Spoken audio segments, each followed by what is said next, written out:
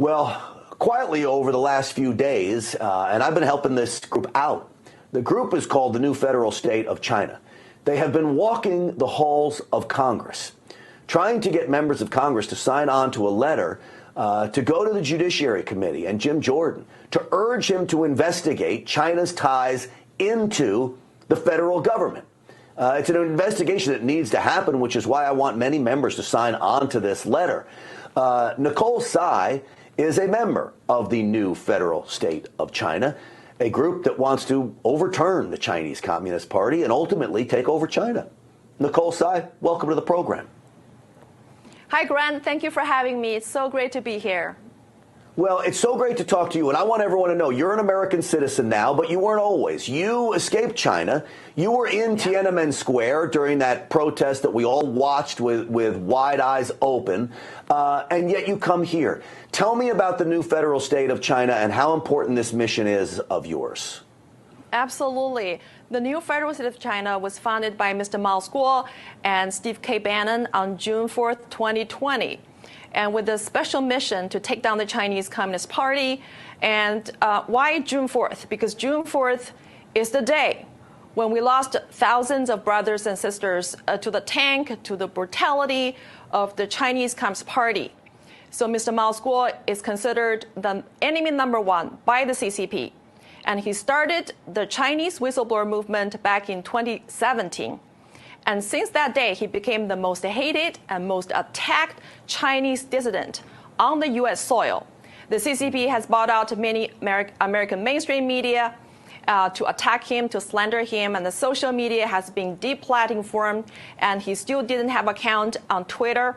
And even more, the CCP has hired America's most prominent law firms to go after him because these American law firms have been hired by CCP to bring more than 70 lawsuits against Mr. Mao Guo and the Chinese whistleblower movement members. So, Nicole, what it seems to me is they're afraid of what he has to say. Right? Yeah. They're afraid of what your group can expose. Now, you've been walking the halls of Congress, going to meet with every member of Congress you can. How are those meetings going? Are people inside? These are specifically Republicans. They're more apt to meet with you. I understand that, but I know you're nonpartisan.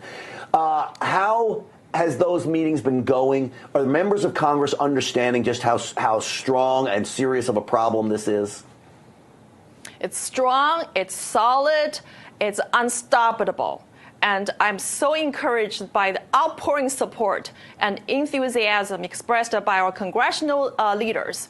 And they know that CCP is the most dangerous existential threat to America. And they know that we need to save America first before we can talk about free China, because the CCP is here.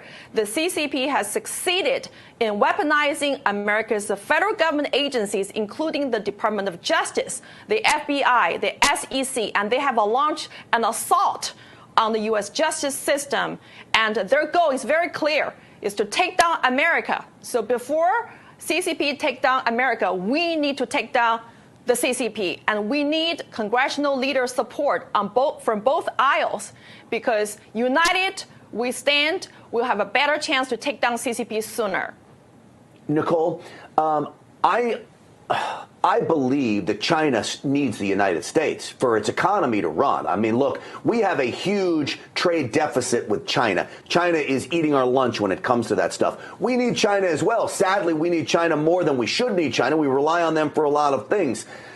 War would not be in the best interest of either country. So when you say China wants to destroy America, can they financially afford the destruction of America? What would that do to China? China needs America as much as America needs China from an economic standpoint.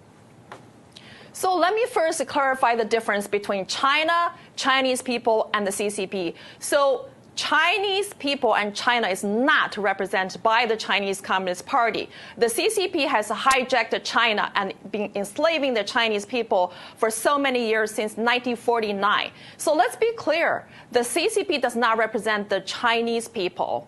And then when we're talking about the economy, that whole global economy is actually the biggest slavery of the 1.4 billion Chinese people. The CCP has stolen American jobs and put them into China and enslaved the Chinese cheap labor.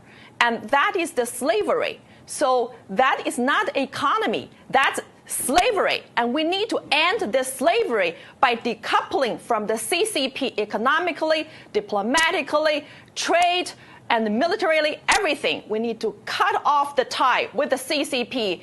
And America should establish a normal and diplomatic and economical normal relationship with the Chinese people, represented by the new federal state of China, which is now have been followed by more than 600 million people around the world, including those in China. That, Nicole, is the key, is to get rid of the Chinese Communist Party and let the people of China finally have their country back. It's so great to have you on this program. How can people help you? I would encourage everybody who's watching this show to call your congressman and ask them to sign on the Dear Colleague letter, which we have submitted to several congressional leaders. That letter is addressed to Jim Jordan, the chairman of the Select Subcommittee on the Weaponization of the Federal Government.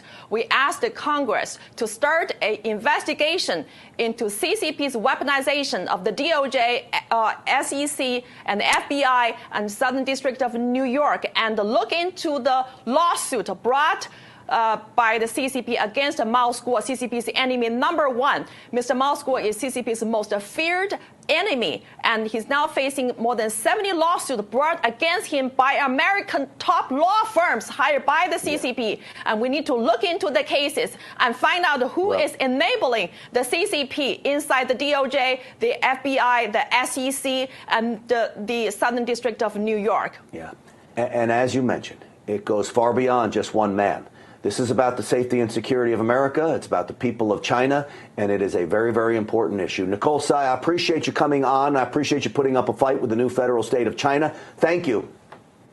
Thank you for having me, and thank you, America, for supporting our goal to take down the CCP, beginning in the United States of America, beginning inside the U.S. federal government agencies. Thank you. Well, that is a goal that Stinchfield's Army can get on board with. I can promise you that, Nicole. Thank you.